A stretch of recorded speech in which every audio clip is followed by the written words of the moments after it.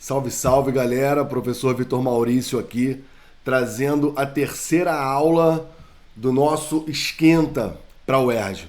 Só lembrando que nós já gravamos esse ano 6 aulas gratuitas, 6 aulas sobre atualidades que nós acreditamos que podem aparecer em qualquer vestibular desse ano, e aí isso extrapola o escopo da UERJ.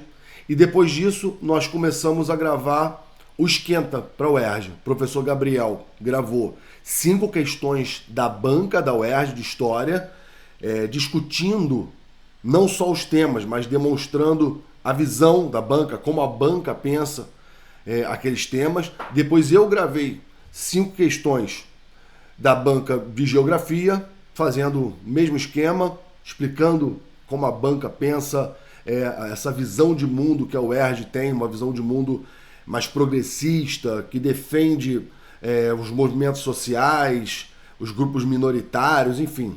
Dá uma olhada lá no vídeo depois que vocês vão gostar. Essa aqui é uma aula duplamente importante para a UERJ, porque é uma aula sobre Rio de Janeiro, sobre a evolução urbana da cidade do Rio de Janeiro e da região metropolitana do Rio de Janeiro, o que está lá no edital, mas eu vou fazer uma outra coisa, eu vou aplicar determinados conceitos relacionados ao espaço urbano no Rio de Janeiro.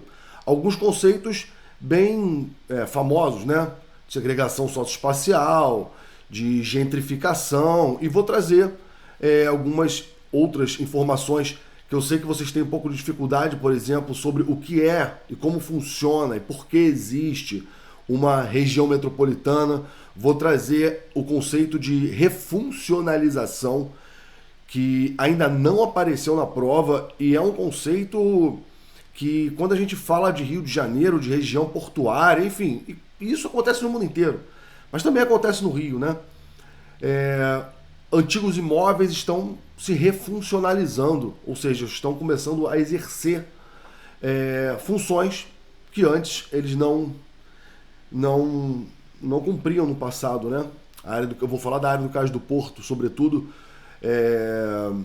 sobre os armazéns que antes tinham uma atividade e uma função associada às atividades portuárias. Então, portanto, cumpriam uma função, os armazéns cumpriam uma função portuária, e hoje cumprem uma função completamente diferente. E a gente vai entender por que isso aconteceu. Enfim, é uma aula sobre Rio de Janeiro e uma aula sobre conceitos de espaço urbano clássicos que costumam aparecer na prova. É uma aula um pouco longa, tá? Mas a gente sempre promete que vai fazer uma aula curta, então eu não vou nem prometer, porque são 35 slides, tá? São diferentes fases da história do Rio, enfim. Antes de começar, só falar do nosso projeto. O projeto ERJ vai acontecer em 3 encontros, assim como nos 3 anos anteriores. Vai ser 14, 21 e 28 de maio. Como funciona? Assim como nos outros anos, nós elaboramos 30 questões autorais. São 15 questões autorais inéditas de geografia e 15 questões autorais inéditas de história. E aí você pode pensar, então são 30 temas? Não, são muito mais de 30 temas, porque em cada questão a gente discute as alternativas, né? E a gente sempre faz uma contextualização do que está acontecendo na questão, né? E acaba indo para um lado, indo para o outro. Eu entro na discussão do Gabriel, o Gabriel entra na minha discussão, então acaba que a gente consegue falar sobre muitos temas. O dia está clareando aqui, né? Estou vendo minha cara de sono? É porque eu acordei agora. São 6h22 da manhã. Então pode ser que a iluminação planejada comece a ficar esquisita. Vamos lá, galera. Já falei aqui pra caramba. Quem quiser se inscrever, enfim, é só entrar no nosso site www.chadehumanas.com.br. Vamos começar. Vamos para os slides. Esse aqui é o nosso projeto. Lá vão ser 3 aulas, 30 questões. discussão sobre a visão da banca, todos os bizus, né? Como a banca pensa, visão de mundo. Só entrar no site e se inscrever, tá bom? Vamos para o nosso primeiro slide. Olha aí. O título da aula é Evolução da ocupação do Rio de Janeiro e principais processos urbanos cobrados pela banca da UERJ. Já na introdução eu já expliquei isso para vocês. E aí de cara eu estou usando aqui um mapa que mostra essa evolução. Inclusive é um mapa que já caiu na prova, tá? E eu achei muito maneiro quando caiu, era uma questão sobre conurbação. A gente vai falar disso aqui também. Como a gente sai ali do primeiro mapa, que é o Rio de Janeiro, em 1888, final do século XIX, ou seja, antes da reforma Pereira Passos, enfim. E depois já 2016, um período mais atual. E aí, por aqui, vocês já conseguem perceber o quanto a cidade evoluiu, né? Vejam por essa mancha amarela, que a mancha amarela que demonstra a ocupação da cidade, em 1888 ela está muito concentrada no centro da cidade, um pouquinho da zona sul e um pouquinho, né, da zona norte. Agora, quando você olha para 2016, além da cidade do Rio de Janeiro estar praticamente toda tomada, você vê essa expansão urbana, uma expansão urbana muito grande para outros municípios, que a gente diz que estão integrados ao Rio de Janeiro. A gente vai falar isso no conceito de região metropolitana. Tá? Então, esse é o objetivo da aula, na verdade, né? Mostrar como desse primeiro mapa a gente chegou nesse segundo. Então eu vou falar da expansão da Zona Norte, da expansão da Zona Sul, um pouquinho no final da expansão da Zona Oeste, e vou discutir também região metropolitana e outros conceitos aqui importantes. Vamos lá. Antes de tudo, eu preciso que vocês conheçam, parece bobeira, assim, relevo, não cai na UERJ, né? Geografia física. Cara, isso aqui é mais do que geografia física. Olha só, eu precisava que vocês olhassem para esses 3 maciços aí que estão em verde, tá? É o maciço da Tijuca, esse muito importante para a evolução da cidade. O maciço da Pedra Branca, e aí tá na parte mais a oeste, né? Tá na zona oeste. E o maciço de Jericinó, que fica já também na zona oeste, mas pegando outros municípios da Baixada Fluminense. Eu vou voltar no mapa anterior, só para vocês darem uma olhadinha. Fixa bem essa imagem. E olha como na cidade do Rio de Janeiro, no mapa de baixo, na cidade do Rio de Janeiro,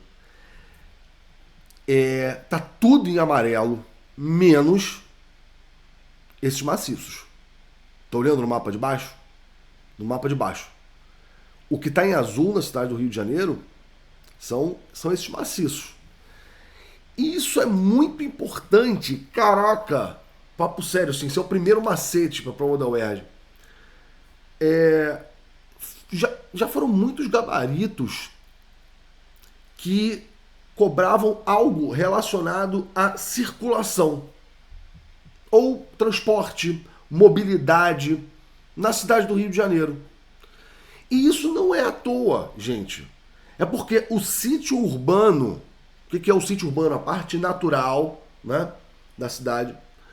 O sítio do Rio de Janeiro, ele exigiu que para que a cidade crescesse, fossem feitas muitas reformas.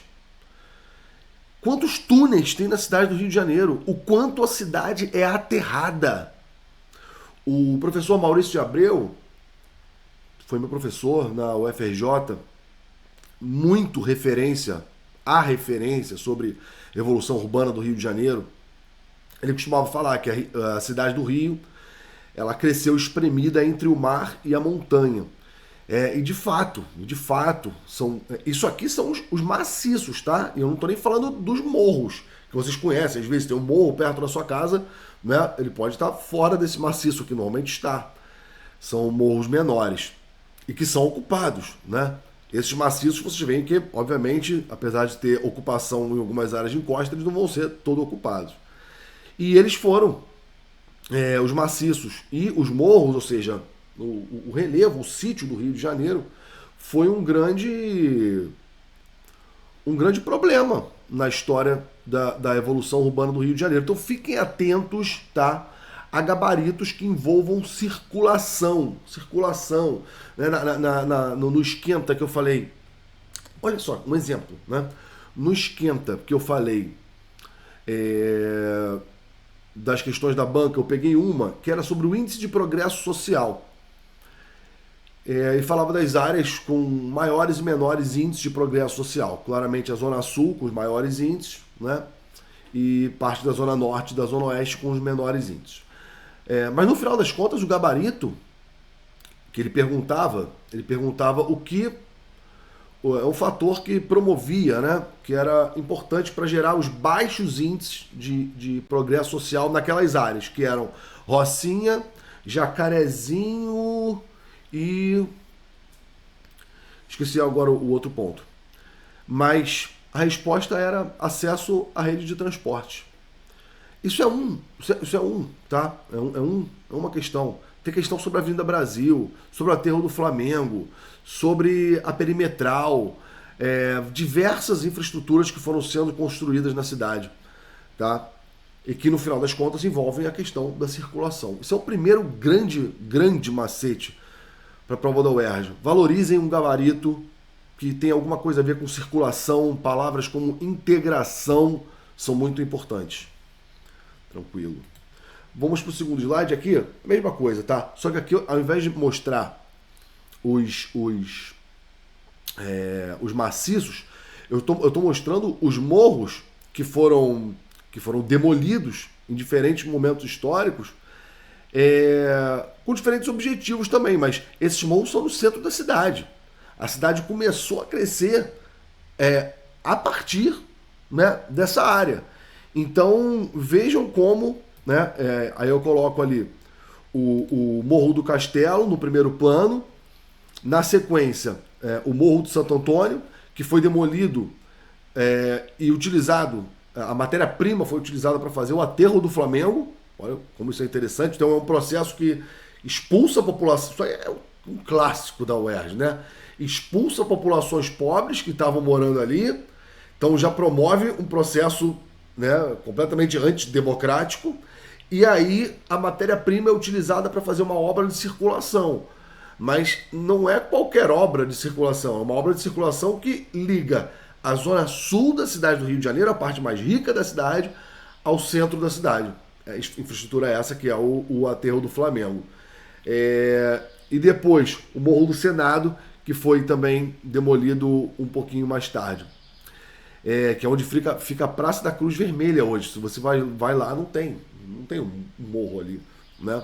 O Morro do Castelo foi demolido logo no começo.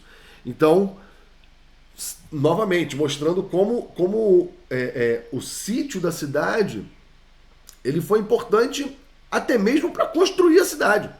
Ele era um dificultador, o sítio urbano da cidade é um dificultador, mas em determinados momentos nós utilizamos esses sítios até para construir a cidade. Então vamos lá. O que era o Rio de Janeiro agora, nessa virada aí do século XIX para o século XX? Vocês já devem ter ouvido falar da Reforma Pereira Passos. Eu queria deixar esse ponto pro Gabriel, tá? E eu vou pedir para que ele faça uma questão, já está fazendo, né? Sobre Pereira Passos, para a gente aprofundar um pouco mais essa parte, tá? Mas, rapidamente, o que era o Rio de Janeiro na virada do século XIX para o século XX? O Rio de Janeiro era chamado de a cidade da morte, a capital da morte, tamanha a insalubridade que existia na cidade, né? A questão da falta de água, da falta de saneamento, tem a questão dos cortiços que, sem querer imprimir um olhar preconceituoso, era sim um lugar com alto índice de proliferação de doenças, né? Porque os cortiços muitas vezes são muitas pessoas morando junto, né? com falta de iluminação, com carência de água, com muitas vezes cômodos sem janela. Então, isso vai fazer parte, né, da reforma Pereira Passos. A gente vai discutir isso aqui, vai discutir o olhar elitista sobre isso também. Aí eu coloquei aqui o que é o Rio de Janeiro na virada do 19 para o 20. E peguei um trechinho aqui só para vocês se situarem sobre o que foi a reforma Pereira Passos. Porque vocês estão vendo aqui essa imagem. Isso aqui já é a reforma pronta. Isso aqui é a Cinelândia, gente. Isso aqui vocês estão vendo o Teatro Municipal, né, lindo aqui nessa imagem, mas a cidade não era assim. Isso aqui foi o que ele tentou fazer e conseguiu nessa parte da cidade, que era fazer a tal da Paris dos Trópicos, né? Então, essa é a Avenida Central, que se tornou a Avenida Rio Branco. É um bulevar, olha só, é um bulevar todo arborizado, uma construção belíssima, mas o Rio de Janeiro não era assim. Isso aqui já é o final da história. Calma que a gente vai chegar lá. Eu botei aqui, ó. Sob influência do engenheiro francês Georges Eugène Haussmann, famoso Barão de Haussmann, que remodelou a cidade de Paris, Pereira Passos queria transformar a capital federal em modelo de modernidade. É a parte importante aqui, ó. Assolada por epidemias de febre amarela, cólera e outras doenças infecto-contagiosas, a intenção das reformas era implementar na cidade projetos modernizadores, com o intuito de acabar com as doenças e tornar a cidade mais atrativa para investimentos. Isso é uma coisa muito importante do texto, tá? O Rio de Janeiro era a capital do país.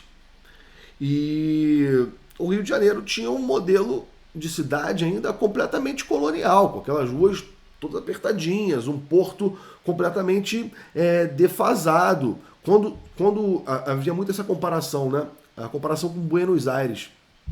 Buenos Aires já era muito mais desenvolvido e, portanto, atraía muito mais investimentos internacionais. Então, era preciso modernizar o Rio. Sim, a reforma Pereira Passos ela foi muito importante. Ela passou a disponibilizar, né, fez uma verdadeira mudança com relação à infraestrutura do Rio de Janeiro, né, de tudo, de saneamento, de abastecimento de água, de alargamento de ruas. Foi uma reforma muito, muito importante. Isso aí é inegável. A grande questão, é que fizeram isso a qualquer custo. E isso que tende muito a ser cobrado na prova. Então, quando eu falei dos cortiços, vistos como lugares de proliferação de doenças, esses cortiços vão ser demolidos. Muitas pessoas vão ser expropriadas e muitas vezes sem indenização. E aí isso vai provocar, já vai começar a provocar, né, um processo, por exemplo, de favelização nas áreas do entorno do centro. Já vai começar a provocar uma expansão da cidade, porque pessoas vão sair dali e vão começar a ocupar um pouco mais os subúrbios da cidade, que nesse momento são áreas praticamente rurais. O Rio de Janeiro era muito concentrado ali no centro da cidade e nas franjas do centro, né? Catumbi, Rio Comprido, Gamboa, Cidade Nova, né? Aí pega Lapa, Glória, né? Mas depois já começa a ter menos gente. Para a Zona Norte também não tinha muita gente. A coisa ia meio que no máximo ali até o Caju, né? E quando você vai mais para dentro, como vocês viram naquele primeiro mapa, a ocupação era muito pequena ainda. Enfim, então a gente pode falar que essa primeira expansão da cidade ela tem muito a ver com a reforma Pereira Passos. A gente vai trabalhar isso aqui. Né? Então isso aqui é a ideia do Pereira Passos. Ele quer transformar a cidade, ele quer modernizar a cidade, transformar a cidade na Paris dos Trópicos, ou pelo menos essa parte central, porque essa parte, né, o que vocês estão vendo aqui, a Cinelândia, se você for até o final dessa rua, dessa grande avenida, que é a Avenida Central, você vai chegar no porto da cidade. Então, reparem que é uma coisa também estratégica, né? Quem está vindo de fora está chegando num porto agora moderno, não mais o porto da Cidade da Morte completamente insalubre, e vai se deparar com essa avenida nos moldes parisienses, né? É a lógica da Paris dos Trópicos. Então, tem um sentido, ele vai chegar lá, pelo menos nessa parte do centro. Mas isso vai ser feito a qualquer custo. Eu coloquei aqui, ó. E olha só, eu sei que é chato, vai por mim, eu sei que às vezes é chato ler um slide. Eu mesmo não costumo fazer isso, ficar lendo slide. Mas eu pensei o seguinte: todos esses pequenos trechos que eu destaquei até o final da aula, eles poderiam ser textos cobrados em prova. Todos eles. Vocês vão ver que tem vários até o final. Então eu vou sim fazer questão de ler, porque do texto a gente pesca algumas coisas. Tá? Dá uma olhada nessa segunda imagem. Isso aqui é na Rua da Carioca, no centro da cidade. Olha só. A verdadeira intenção era tornar o Rio de Janeiro uma Europa possível. E para isso era necessário esconder ou mesmo destruir. Olha o que você deveria sublinhar no texto. E olha como isso é um texto que poderia cair na prova, gente. Era necessário esconder ou mesmo destruir o que significava atraso ou motivo de vergonha para a elite da época. Caramba, muito erge. A imagem da cidade naquele momento, com vielas e becos escuros, esburacados, cortiços, pobreza, epidemias, destoava do modelo civilizatório almejado pelos gestores e por parte da sociedade da época. Gente, isso aqui foi o bota abaixo, né? Cara, a população pobre sofreu muito com isso aqui. E uma coisa que eu estava pensando aqui antes da aula também, isso já foge um pouco da parte da geografia, mas eu acredito que seja interessante. Quando você pega essa área do centro também, sobretudo a parte ali da Pedra do Sal e tudo mais, que é totalmente na área central, a prova pode cobrar muito isso também, porque quem ocupava essas áreas eram ex-escravizados. Muitas culturas surgiram ali, né? Na parte da área central, a questão, enfim, do surgimento do samba, sempre a prova pode associar, sei lá, cultura, pode ser uma cultura de elite ou uma cultura popular, a reformas que estão acontecendo na cidade. Isso aqui foi só um insight, tá? Pensem nisso aí. E eu estou falando isso porque muitas populações pobres foram afetadas, muito afetadas, com esse bota abaixo, né? Com essa necessidade de modernizar a cidade. Tá? Então isso aqui é uma foto clássica aqui do bota abaixo na Rua da Carioca. Dando continuidade, portanto, aqui, porque a minha cachorra Lizzie, capeta, desligou a bateria. E aí parou a gravação. Enfim, voltando aqui. Estamos dentro da Reforma Pereira Passos. Essa imagem é de um cortiço na Rua do Senado, no centro. E aí vocês conseguem ver bem, né, o que eu estava falando sobre esse tipo de instalação ocupado por populações mais pobres, né? Eram lugares muito pequenos. Já tem uma característica que vai se repetir com o processo de favelização, que é a elevada densidade demográfica, né? Não sei se eu posso usar esse termo, densidade demográfica. Poderia. Um alto número de pessoas em espaços pequenos, né? Então, normalmente moram famílias num quarto, enfim. E isso, de fato, né, ajudava um pouco na proliferação de doenças. Mas a grande questão é que não justifica, e isso é importante deixar claro, não justifica modernizar a cidade a qualquer custo. Interessante também, e importante falar, que a Reforma Pereira Passos, o Pereira Passos era o prefeito, mas foi uma reforma que juntou, né, verba do governo federal, né, e da prefeitura. O Pereira Passos era o prefeito. E quem estava do lado dele era o Oswaldo Cruz, sanitarista. nesse mesmo contexto que eu estou falando aqui, entre 1902 e 1906, tá? Foi o período do Pereira Passos, teve a revolta da vacina, né? A vacinação obrigatória. Por isso falam que a reforma Pereira Passos ela foi em nome da higiene e da estética. Né? Da estética é óbvio, né? A parte da modernização e embelezamento da cidade. Agora, da higiene, isso pode ser entendido de duas formas, né? Da higiene propriamente dita, uma coisa relacionada à salubridade, enfim, à saúde, mas também tem a higienização social, que é um termo utilizado para falar assim, ó, a gente está limpando essa população que a gente não quer, essa população que pertence a uma classe social específica, a gente está higienizando o centro, tirando essas pessoas daqui. Obviamente, o valor do solo urbano no centro, depois da reforma Pereira Passos, vai aumentar muito, o que, obviamente, impede que pessoas de baixa renda ocupem essas áreas. Então, sim, o centro ficou elitizado. A gente já poderia falar num processo de gentrificação. Pode, né? Mas é porque a gentrificação ela não necessariamente vai expulsar mesmo, né? Na força, demolir lugares e expulsar as pessoas. Mas se a prova disser que sim, beleza. O que é o processo de gentrificação? Né? É quando um lugar passa por melhorias e o valor dos aluguéis aumenta. Estou falando de forma bem simplificada. O valor dos aluguéis aumenta.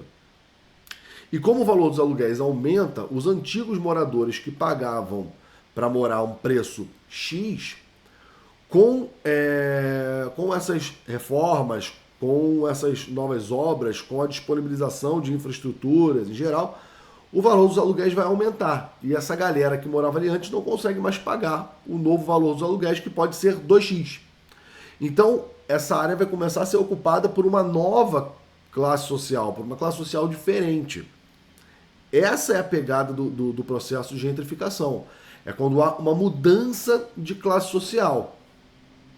Eu vou falar sobre isso lá no final, na outra aula, porque eu vou dividir essa aula em duas, tá? Para não ficar muito grande. Associada à área do Cais do Porto. A gente vai trabalhar melhor esse conceito, tá? Mas com certeza, aqui a gente já pode falar de segregação socioespacial, e vejam que é uma ação do Estado. É o Estado fazendo isso, é a prefeitura fazendo isso, retirando populações, muitas vezes sem indenização nenhuma, e essas populações ocupando áreas marginalizadas, sem infraestrutura. Porque segregação socioespacial não é só morar em favela. Eu vou mostrar isso para vocês em algum momento dessa aula, que eu trouxe um mapa parecido, né, com a mesma lógica daquela questão que eu citei sobre o índice de progresso social, e mostrando como aquele tipo de mapa mostra como funciona a segregação socioespacial, e não é só em favela, é só em bairros que são regularizados, né? Porque tem uma coisa na favela também das moradias não serem regularizadas, e aí não pagarem impostos, é a cidade informal, né? Esses termos são utilizados. Mas a segregação socioespacial pode ser vista de outra forma também. Então, na medida em que populações são expulsas, populações mais pobres são expulsas e começam a ocupar áreas que são menos valorizadas, que possuem menos infraestruturas urbanas e equipamentos urbanos, isso é um claro processo de segregação socioespacial, né? Fruto, sim, da reforma Pereira Passos. Então, dá para a gente dizer, né, resumindo, dá para a gente dizer que sim, que a reforma Pereira Passos ela foi muito importante, mas ela teve vários problemas sociais associados a isso. Eu coloquei esse texto aqui só para contextualizar bem, tá? Ele fala assim: dava-se início à desapropriação de casas das camadas mais pobres, sem, na maioria das vezes, indenização compatível ao valor do imóvel. Vejam bem o que eu estava falando anteriormente. A demolição de edifícios, de edificações emblemáticas para essa camada da sociedade. Repara, edificações emblemáticas para essa camada da sociedade. Que camada da sociedade? Para esses pobres. E aí, cara, a gente começa a entrar na questão do conceito de lugar para a geografia, né? O conceito de lugar, ele está associado a um espaço onde você nutre relações de pertencimento, né? É uma coisa subjetiva, você tem sentimentos sobre aquele lugar, você se sente pertencente àquele espaço que tem uma cultura, um determinado tipo de população, que pode ser uma população étnica, com afinidades étnicas, né, e culturais. Quando você destrói esses espaços, você causa um problema também para essas populações. Você meio que acaba com esse conceito de lugar. E isso em termos... Né, vocês estão reparando que o conceito de lugar é uma coisa simbólica, né? Não é uma coisa palpável, é uma coisa subjetiva. E quando eles falam edificações que são... Como é que ele usa aqui o termo? Edificações emblemáticas para essa camada da sociedade, ele está se referindo a estruturas, sei lá, pode ser uma estátua, pode ser qualquer coisa que esteja exposta. Ou mesmo uma casa que foi um quilombo, alguma coisa assim, né, que é emblemática e importante para essa camada da sociedade. Você está prejudicando muito a cultura dessa camada, desse grupo social mais pobre.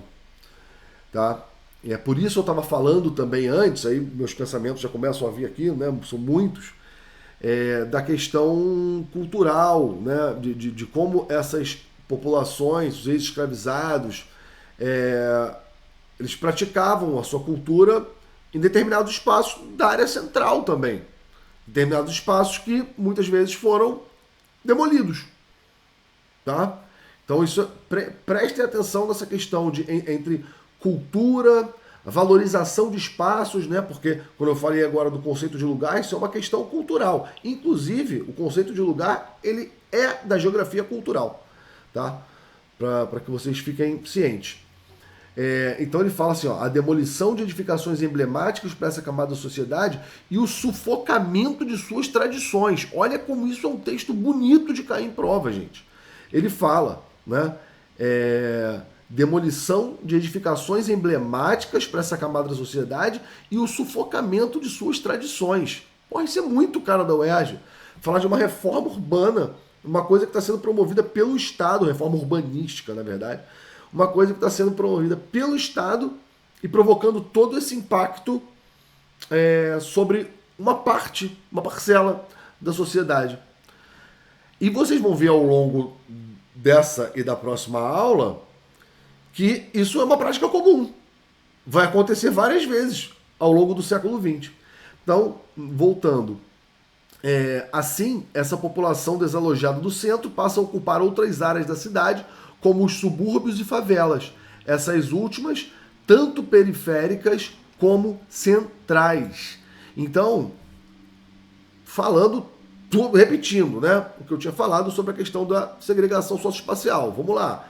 A reforma Pereira Passos, ela foi muito importante, ela embelezou o centro, realmente atraiu novos investimentos, houve muita implementação de melhorias com relação a infraestruturas urbanas em geral, equipamentos urbanos em geral.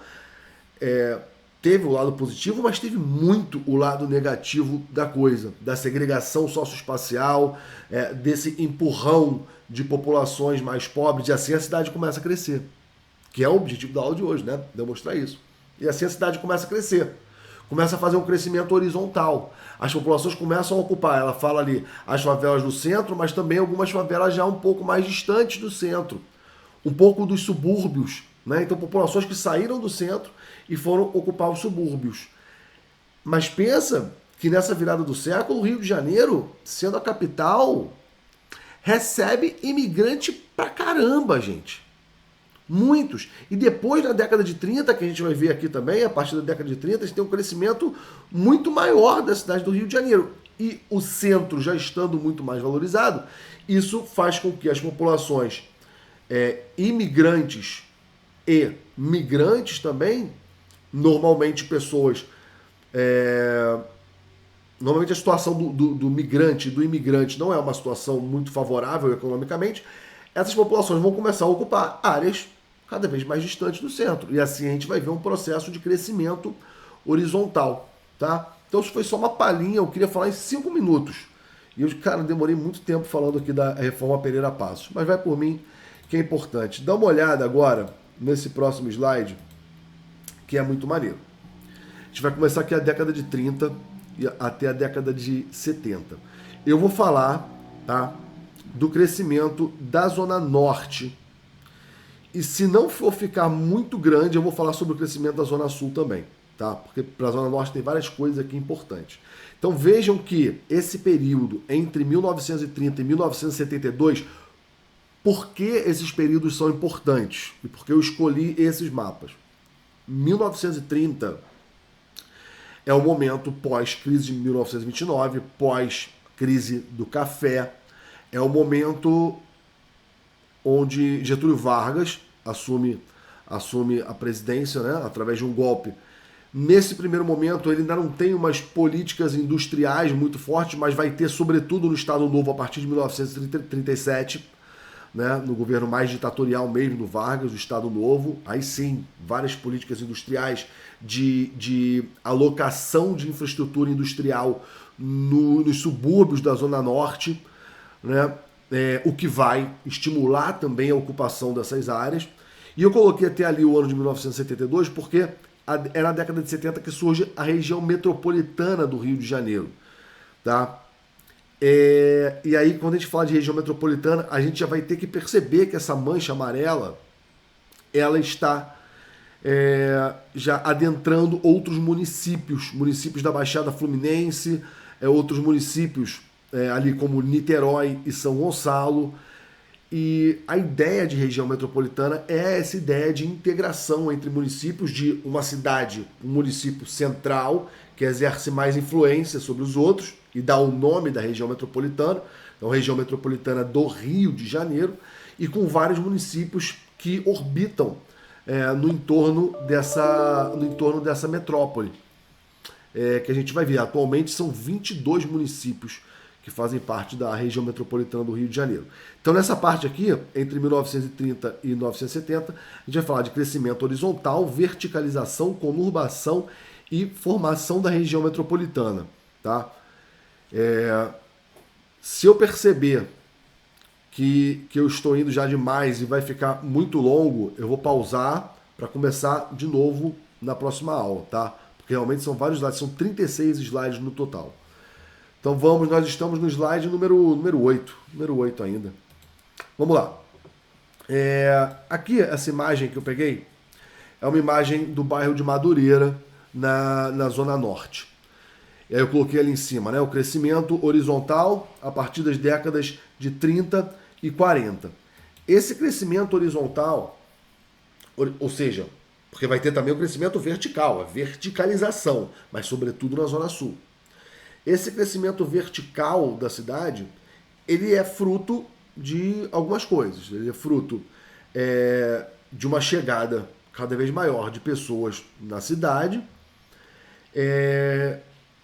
em busca, né? Obviamente, quanto mais gente, mais pressão mais demanda por imóveis vai acontecer, óbvio. Mas essa expansão, ela é embasada, sobretudo, pela eletrificação da Central do Brasil, das linhas de trem. Já existiam as linhas de trem, tá? Desde o final do século XIX já existiam várias linhas de trem que ligavam o centro até a Zona Norte, os subúrbios, já existiam, tá? Mas, a partir de 1935, no governo Vargas, houve a eletrificação da Central do Brasil. E aí esse ponto é muito importante, e Madureira é um desses bairros clássicos, né, do subúrbio carioca que são cortados pela linha férrea, o que vai acontecer muito é que a eletrificação da Central do Brasil, ela possibilita o fluxo muito maior e muito mais rápido entre os bairros que estão sendo ligados pelas linhas do trem e também entre essas áreas e o centro da cidade. E vamos mais além. O Vargas, como eu falei, a partir sobretudo do Estado Novo, ele vai promover uma série de alocação de infraestruturas industriais próximas dessas áreas, dessas linhas férreas. Então, em muitos pontos, você vai ter ofertas de emprego também. E depois, esses lugares mais importantes, eles vão até se tornar subcentros. Madureira é o caso de um bairro que é um subcentro, né?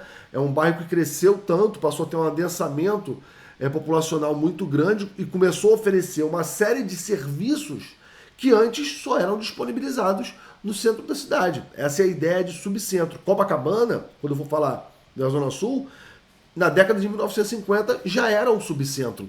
É um subcentro até hoje. E Madureira também é um subcentro até hoje, né? Então, o subcentro é essa ideia de que surge um lugar que tem uma centralidade para os bairros que estão no entorno. Ele não tem o mesmo poder de atração e de disponibilização de serviços do centro da cidade, não é o mesmo. Mas ele consegue suprir várias demandas dos bairros do entorno, oferecendo, sei lá, centros médicos, serviços em geral, escritórios de advocacia, dentista, não sei, vários serviços. Cinema, vários deles vão ter cinema, o que era uma característica, né, desses subcentros. E aí, nessa imagem aqui de Madureira, eu queria demonstrar também como a Zona Norte ela cresceu, mas cresceu com menor índice de verticalização. Você vê que existem prédios, e é claro que existem prédios, mas são prédios com gabarito menor, são prédios menores. E até hoje a Zona Norte ela é menos verticalizada, bem menos verticalizada do que a Zona Sul. Depois a gente fala sobre isso, tem uma explicação, tá? E eu botei o bairro de Madureira aqui, Zona Norte, e eu coloquei assim, menor verticalização, mas também bairros que cresceram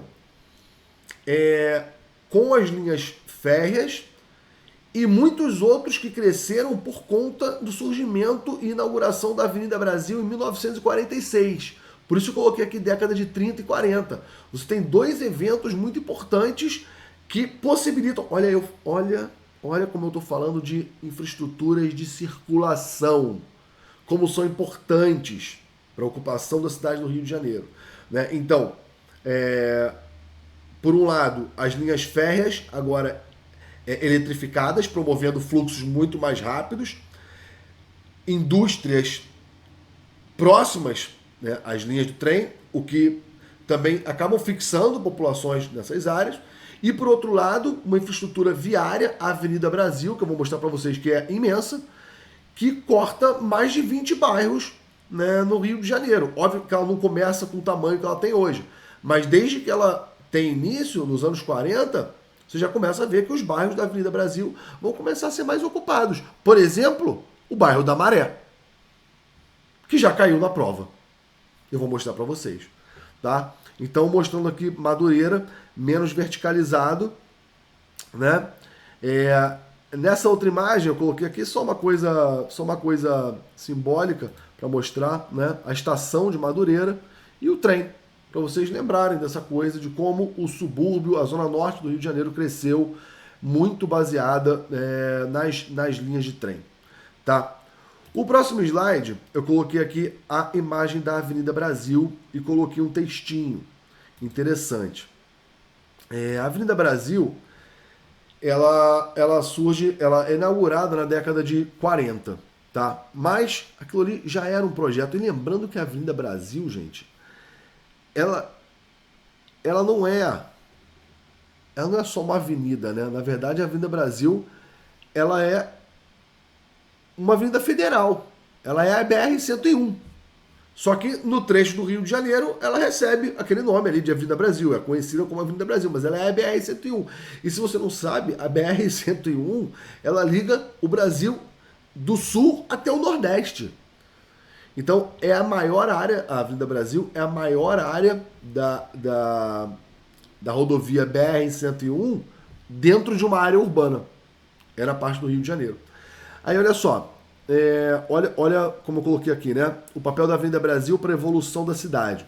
A história da Avenida Brasil está diretamente vinculada ao processo de expansão do Rio de Janeiro para as áreas da periferia da cidade, ocorrido na primeira metade do século XX. Olha o contexto aí de inauguração, pré-anos 50 ainda. Face ao desenvolvimento das economias urbanas e da industrialização da nação brasileira. Lembrando, o Rio de Janeiro era a capital, era uma área bastante industrializada, São Paulo também já estava se industrializando, mas o Rio tinha mais gente do que São Paulo ainda nesse momento. Tá? Quando você pega na virada dos anos 30 para os anos 40, o Rio de Janeiro ainda tinha mais gente do que em São Paulo. Um dado engraçado, né? Porque a gente já nasce com São Paulo na cabeça, que é a maior cidade do Brasil. Enfim, se tornou aí mais ou menos nessa época. Tá? Aí ele fala, desde os primeiros anos desse século, do século XX, mais precisamente durante a gestão, olha aqui, ó, citando, de Pereira Passos, da prefeitura da capital, se estudava uma forma de ligar o centro da cidade àquelas áreas, tendo como ponto de partida a Avenida Rodrigues Alves e o Cais do Porto. A Avenida Rodrigues Alves, não sei se vocês conhecem, é aquela avenida que tem ali do lado da rodoviária. Se você já for na rodoviária, tem uma avenida ali mais movimentada, que pega toda a área dos armazéns, do Cais do Porto, aquela coisa toda, aquela ali é a Avenida Rodrigues Alves. Então aqui eu estou mostrando como essa infraestrutura urbana sempre, galera, prova da UERJ, sempre valorizando infraestruturas que promovem a interligação. E aqui eu estou mostrando como ela promove a expansão do crescimento urbano no Rio de Janeiro. Tá? Aqui eu coloquei uma fábrica muito famosa, que é a fábrica de sabão português, né? Agora, eu coloquei essa imagem, não foi à toa, é para vocês perceberem também que a Avenida Brasil, ela se tornou, e tinha como objetivo também, se tornar um grande corredor industrial. Como ela é muito grande, ela foi crescendo ao longo do tempo, e o Rio de Janeiro, né, já era uma área industrializada, mas vai se industrializar muito mais, sobretudo a partir dos anos 1950, mais ainda a partir dos anos 1960, a Avenida Brasil ela funcionava como um corredor industrial. Por quê? Você percebeu que a ideia era ligar o porto às áreas da Zona Norte? Peraí, então você não está ligando qualquer infraestrutura. Você está ligando o porto, que é por onde chega e sai tudo, a várias áreas de produção industrial, que precisam receber insumos que chegam através do porto e precisam escoar a sua produção também através do porto. E através das novas avenidas que estavam sendo construídas naquele momento. Então a Avenida Brasil, ela passa a ser um corredor industrial. Que fique claro, não só a Avenida Brasil em si, mas os bairros no entorno, os bairros que são espremidos entre a Avenida Brasil de um lado e a linha férrea de outro. O bairro que eu morava, Olaria, por exemplo, se for pegar, né, grande parte do bairro, de um lado você vai ter a Avenida Brasil passando, eram as áreas mais desvalorizadas do bairro, e conforme você vai entrando para a linha do trem, vai melhorando um pouco, as áreas mais próximas da linha do trem são mais valorizadas. Nessas áreas ali, no caso de Olaria, né, mais próximas da linha do trem, não tinham tantas fábricas, mas quando você vai chegando próximo da Avenida Brasil, tinha muitos galpões, muitos armazéns, que você vê até hoje, inclusive, e vários deles abandonados, porque a gente vive um processo hoje de desindustrialização. Isso eu vou falar lá no final, mas olhando para essa fábrica aqui, na Avenida Brasil, eu demonstro, tá, como a Avenida Brasil funcionou também como um corredor industrial, e como depois essa mesma fábrica, num processo de desindustrialização, ela vai se tornar um supermercado. Porque o Rio de Janeiro tende a expulsar as indústrias. Desde os anos 90 a gente está passando por isso. Mas isso é outra discussão que vai ficar para o final da aula. Olha o tamanho da Avenida Brasil, coloquei aqui para vocês verem, terem ideia, né? De como ela corta 26 bairros da cidade. Então ela começa ali no centro, vai passando lá, ali ó, Bom Sucesso, Penha, Irajá e vai até Santa Cruz, na Zona Oeste. Galera, são 58 quilômetros, é muito grande. E por ela você também vai ter acesso, né, depois à linha amarela, a linha vermelha, a ponte Rio-Niterói, enfim. São vários logradouros, né? Vários logradouros que se interligam. Aqui eu coloquei uma foto, nesse próximo slide eu coloquei uma foto da favela da Maré. Inclusive, já caiu na prova também, eu peguei uma questão só para mostrar para vocês, tá? Mas dá uma olhada como a favela da Maré, ela cresce também bastante associada à Avenida Brasil, e isso é um exemplo de comunidade, de favela, que foi crescendo com essa expansão horizontal. E não parou mais de crescer. Não parou mais de crescer. Por isso aquele mapa 2016, aquela mancha amarela já vai para outros municípios. Né? A gente está crescendo. Dá uma olhada no texto. Olha só. Isso aqui é a Avenida Brasil. Eu botei a Avenida Brasil. Isso aqui é a Avenida Brasil, não. Isso aqui é a foto da Maré, muito parecida com uma que já caiu na prova da UERJ. Aí eu falo assim: a Avenida Brasil possibilita surgimento, crescimento e integração de novas áreas. Tá? Então eu botei, sem considerar o fato de que em sua construção trabalharam muitos dos primeiros moradores destas comunidades, a Avenida Brasil proporcionou o crescimento de um cinturão industrial às suas margens. Acabei de falar isso. Que, somado ao isolamento dos terrenos na orla da Baía de Guanabara e a facilidade de acesso a tais áreas, criou condições bastante favoráveis para o surgimento das comunidades da Maré. É porque a Maré, na verdade, é um complexo com vários bairros ali dentro, tá? Então, mostrando novamente aqui como a Avenida Brasil ela foi muito importante para o adensamento da cidade, para o crescimento urbano, para o crescimento horizontal da cidade. Aí teve essa questão da UERJ aqui, ó. Olha só. Cara, eu não vou nem ler tudo, tá? Eu não vou nem ler tudo. Se quiser dar um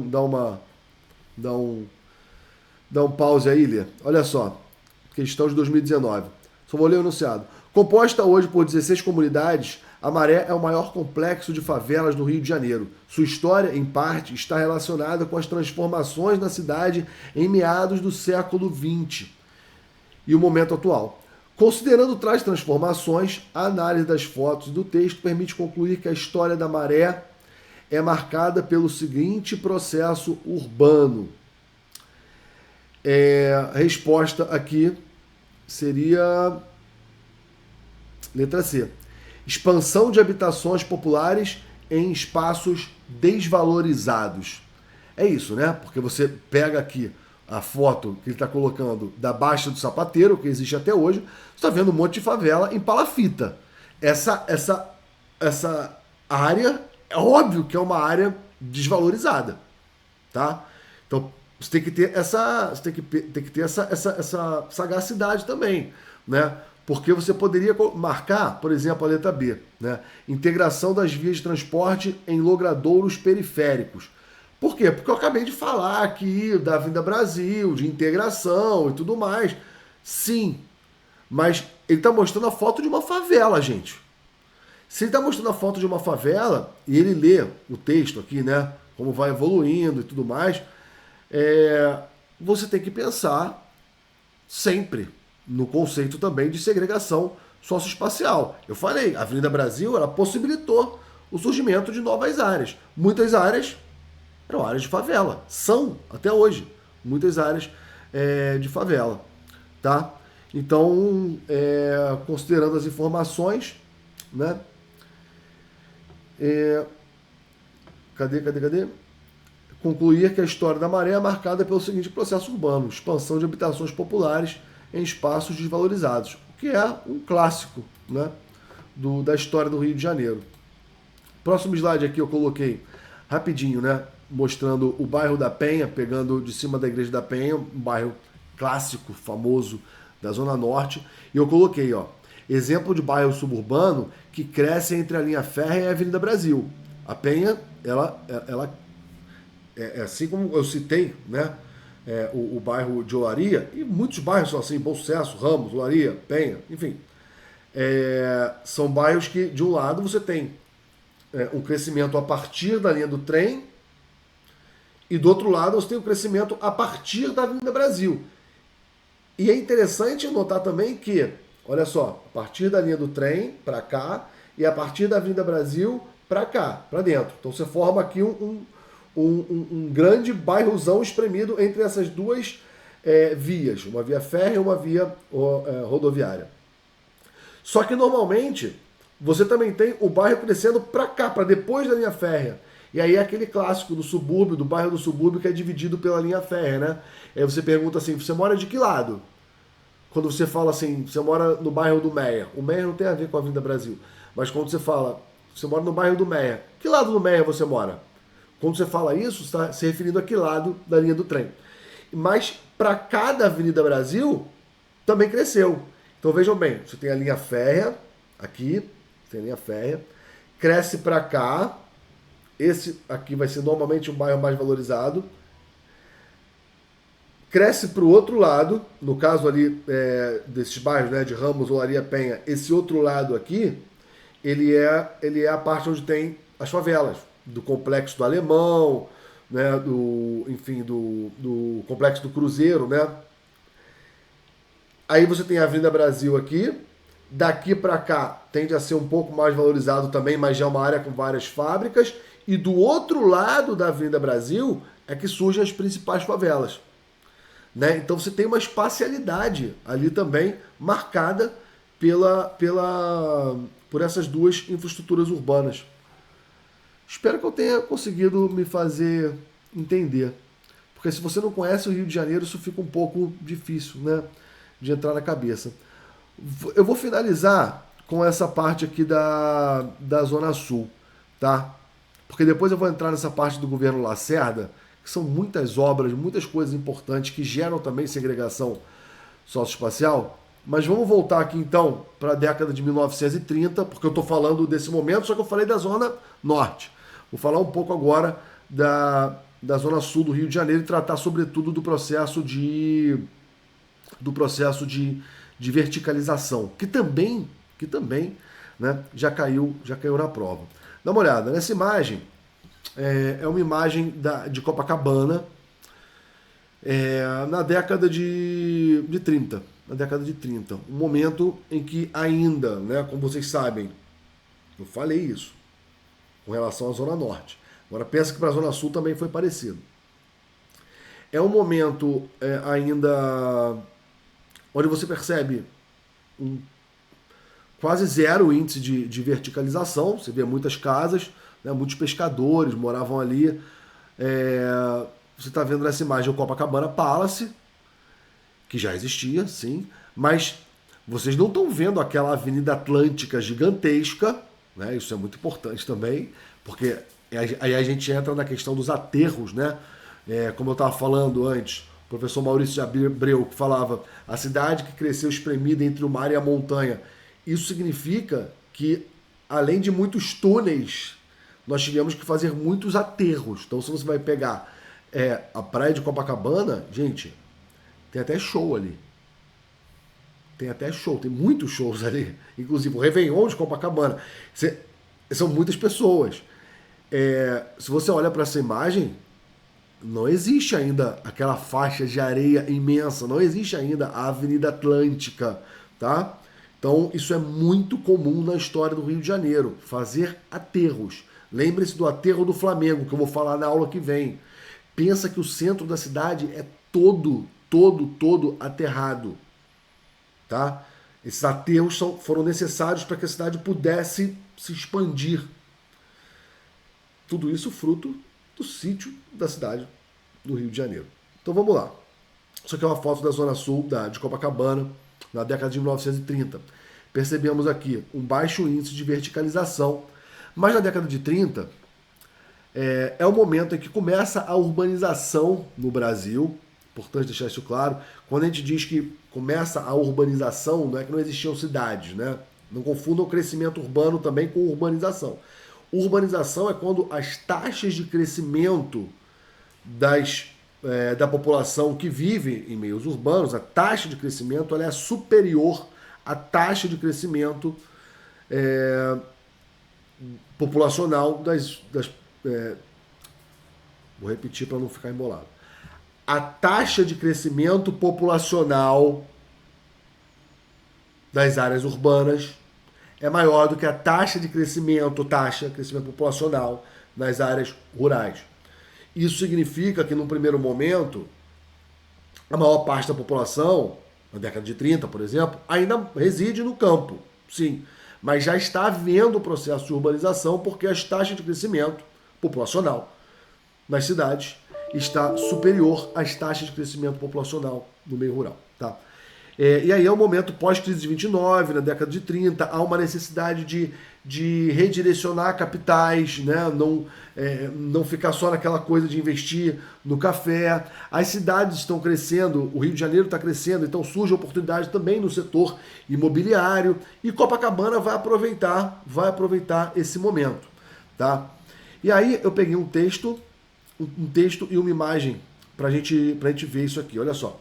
Numa área já totalmente ocupada e o texto, galera, é dele, tá? Que eu acabei de citar, o professor Maurício de Abreu. Ele é muito referência sobre Rio de Janeiro, muito. O livro dele, A Evolução Urbana do Rio de Janeiro, gente, todo mundo que vai estudar qualquer coisa sobre Rio de Janeiro vai citar o professor Maurício de Abreu, tá? Eu estou citando ele aqui agora. Por responsabilidade. Numa área já totalmente ocupada e onde os condicionantes físicos não mais permitiam a incorporação de novos locais ao tecido urbano, olha o que ele está falando aqui, condicionantes físicos. Ele está fazendo essa relação entre crescimento urbano e a dificuldade que é imposta pelo relevo da cidade do Rio de Janeiro. Estão vendo como isso é importante. Vamos continuar. Então, numa área já totalmente ocupada e onde os condicionantes físicos não mais permitiam a incorporação de novos locais ao tecido urbano, esse crescimento só foi possível mediante a ocupação intensiva do solo, ou seja, através da verticalização das construções. Isto, por sua vez, foi facilitado a partir de 1946, quando a Prefeitura Municipal, talvez devido a grandes pressões imobiliárias, então olha, vamos pausar aqui de novo, é a Prefeitura agora que está vai permitir a verticalização, porque vai aumentar a possibilidade de número de andares que pode ser construído nessa área. Mas ele fala, talvez por pressões do setor imobiliário. Então vejam bem que a cidade, cara, quem estuda espaço urbano sabe disso, ela cresce muito associada à pressão do setor imobiliário, que é esse setor que vive de incorporar novas áreas, fazer especulação imobiliária e lucrar em cima da valorização desses novos imóveis, e o Estado, que responde demandas desses setores, dessas elites, né? Então, cara, é o professor Maurício de Abreu aqui falando, olha, isto, por sua vez, foi facilitado a partir de 1946, quando a Prefeitura Municipal, que é o Estado, talvez devido a grandes pressões imobiliárias, respondendo à demanda desse setor, liberou o gabarito dos prédios de Copacabana para 8, 10, 13 andares, conforme a localização. Assiste-se, assim, a partir de 1946, ao boom imobiliário de Copacabana, com a substituição rápida e quase total das edificações construídas na fase de ocupação do bairro, por construções mais modernas de vários pavimentos. Referência do Maurício de Abreu. E aí eu peguei uma imagem aqui, quem conhece Copacabana, quem está vindo do aterro do Flamengo, é a Avenida Princesa Isabel, tá, nos anos 60. Mas aí você já... Isso aqui é uma partezinha, gente. É a entrada de Copacabana.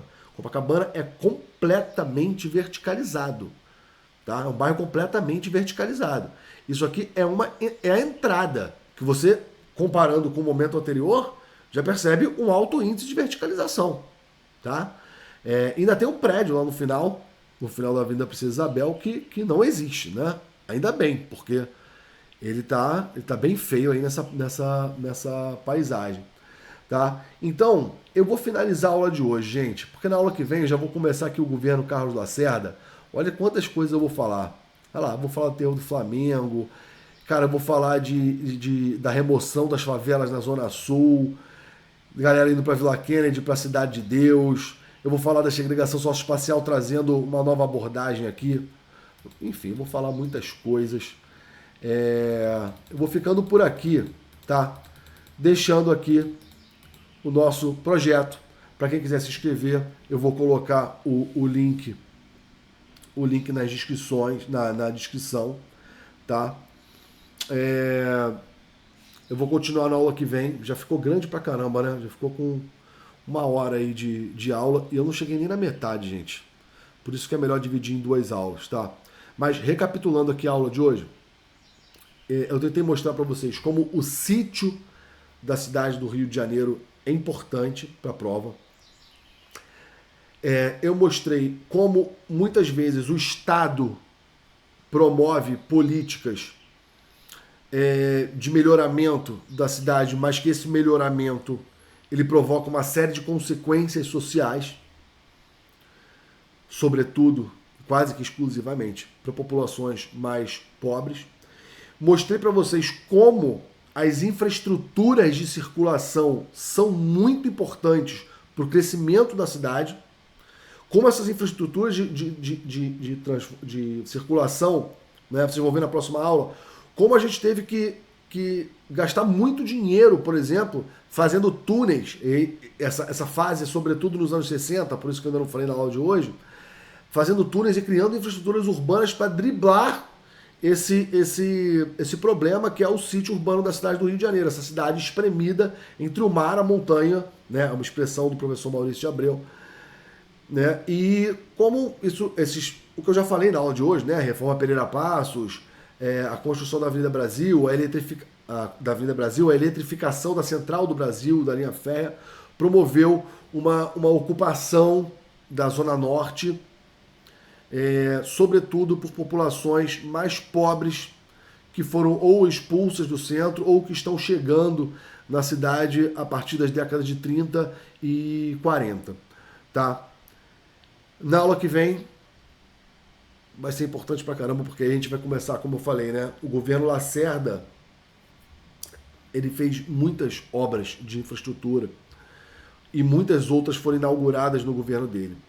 E ele ainda fez uma coisa muito terrível, que foi uma política de remoção de favelas na Zona Sul. Então várias favelas foram removidas e a galera foi jogada para favelas, para conjuntos habitacionais na Zona Oeste, né? Na Vila Kennedy e na Cidade de Deus. Por isso, quando vocês veem o filme Cidade de Deus, começa aquela paisagem toda bonitinha, aquelas casinhas, que ali era um conjunto habitacional. Mas, no final das contas, era o Estado promovendo uma puta segregação socioespacial, porque a Zona Oeste era muito, muito desintegrada da cidade, muito longe da cidade naquela época. Então, isso prejudicou pra caramba a vida dessas pessoas. Tranquilo? Vou ficando por aqui então, espero que vocês tenham gostado, compartilhem o vídeo, tá? Ajuda pra caramba a gente. Quem quiser se inscrever no projeto, é só clicar aqui no link que eu vou deixar na descrição. Se você quiser fazer parte do nosso grupo do WhatsApp, eu recomendo, porque ali a gente discute várias coisas, tira dúvidas de questões que vocês postam lá. Enfim, é onde nós postamos nossos conteúdos gratuitos, divulgamos nossas aulas gratuitas. E é isso aí, galera. Ficou grande já. Ficou bem grande o vídeo. Eu vou ficando por aqui. Valeu e até a aula número 2.